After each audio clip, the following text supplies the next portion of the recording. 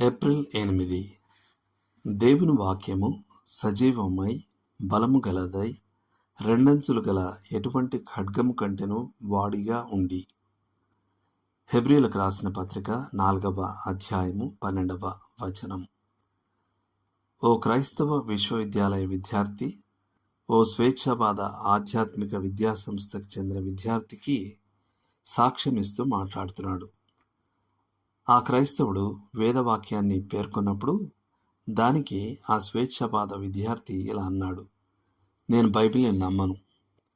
ఆ క్రైస్తవ విద్యార్థి ఇంకో వాక్యాన్ని చెప్పగా మరోసారి అతను ఇలా అన్నాడు: నాకు బైబిల్ మీద విశ్వాసం లేదు అన్నాను కదా. మూడోసారి ఇంకో వాక్యాన్ని ఉచ్చరించగానే ఆ విద్యార్థి చిరాకు పడి తిట్టి పెట్టాడు: నాకు బైబిల్ మీద నమ్మకం లేదని చెప్తున్నాను, నన్ను బైబిల్ వాక్యాలతో ఒప్పించాలనుకోవద్దు. దాంతో ఆ క్రైస్తవ విద్యార్థి పూర్తిగా నిరుత్సాహపడ్డాడు. తాను పూర్తిగా విఫలం అయ్యానని, ఆత్మను ప్రభువు తట్టు తిప్పడంలో తాను పూర్తిగా విఫలమయ్యాడని అతనికి అర్థమైంది. అదే రాత్రి డాక్టర్ హెచ్ఏ ఐరన్సైడ్ అతని ఇంటికి అతిథిగా వచ్చారు. భోజన సమయంలో ఆ విద్యార్థి తన నిరాశాపూరిత అనుభవాన్ని ఆయనతో పంచుకున్నాడు. తర్వాత ఓ ప్రశ్న అడిగాడు: ఒకరు బైబిల్ నమ్మనంటే మీరు సాక్ష్యం చెప్తున్నప్పుడు ఏం చేస్తారు? దానికి డాక్టర్ ఐరన్సైడ్ చిరునవ్వుతో ఇలా సమాధానం ఇచ్చారు: నేను ఇంకా ఎక్కువగా బైబిల్ వాక్యాలను చెప్పేస్తాను. ఇది ఆత్మలను గెలుచుకోవాలనుకునే వారందరికీ అమూల్యమైన సలహా. ఎవరో ఒకరు బైబిల్ను నేను నమ్మను అన్నా సరే వారికి ఇంకా ఎక్కువగా దేవుని వాక్యాన్ని చెప్తూ ఉండాలి. దేవుని వాక్యం జీవం కలిగింది, శక్తివంతమైనది. అది ఒక వ్యక్తి నమ్మకపోయినా కూడా ప్రభావం చూపుతుంది. ఓ ఉదాహరణగా, ఇద్దరు వ్యక్తులు ఖడ్గాలతో యుద్ధం చేస్తున్నారని ఊహించుకోండి. ఒకరు ఇలా అన్నారు: నీ ఖడ్గం నిజమైన ఉక్కుతో చేయబడిందని నాకు నమ్మకం లేదు. దాంతో మరో వ్యక్తి ఏం చేస్తాడు? తన ఖడ్గాన్ని పక్కన పెట్టి ఓ శాస్త్రీయమైన ఉపన్యాసం ఇచ్చి ఉక్కులో ఉన్న కార్బన్ శాతం గురించి చెప్తాడా? అస్సలే కాదు. అతడు తన శత్రువుని గట్టిగా పొడి చేస్తాడు. అప్పుడు అతనికి అది నిజమైన ఖడ్గమే అనే విషయం అనుభవంతో తెలుస్తుంది.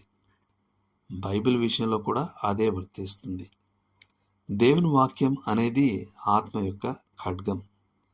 దాన్ని రక్షించడం కంటే ఎక్కువగా దాన్ని ఉపయోగించాలి. అది తనను తాను రక్షించుకోగల శక్తి కలిగి ఉంది. లేఖనాల ప్రేరణకు రుజువులు ఓ చోట అవసరమని నేను కాదనను. అటువంటి రుజువులు ఇప్పటికే రక్షింపబడ్డ వారి విశ్వాసాన్ని దృఢపరచడంలో విలువైన ప్రయోజనాన్ని అందిస్తాయి. కొన్ని సందర్భాల్లో అవి ప్రజల విశ్వాసంలోకి రావడానికి సహాయపడతాయి. కానీ సాధారణంగా ప్రజలు మానవ తర్కాలతో లేదా వాదనలతో ఒప్పింపబడరు. బలవంతంగా ఒప్పింపబడ్డ వ్యక్తి తన అభిప్రాయాన్ని మార్చుకోడు. మనుషులు దేవుని శక్తివంతమైన వాక్యంతో ముఖాముఖిగా ఎదుర్కోబడాలి. 1000 వాదనల కన్నా ఒక్క లేఖన వాక్యం విలువైనది. ఇది లేఖన కంఠస్థం యొక్క ప్రాముఖ్యతను నొక్కి చెప్తుంది. నేను వాక్యాలను కంఠస్థం చేయలేకపోతే తగిన సమయంలో ఆత్మ వాటిని ముందుకు తేలేడు. కానీ అసలు విషయం ఏమిటంటే, దేవుడు నా మాటలను గౌరవిస్తానని వాగ్దానం చేయలేదు. ఆయన తన సొంత మాటలను గౌరవిస్తానని వాగ్దానం చేశాడు.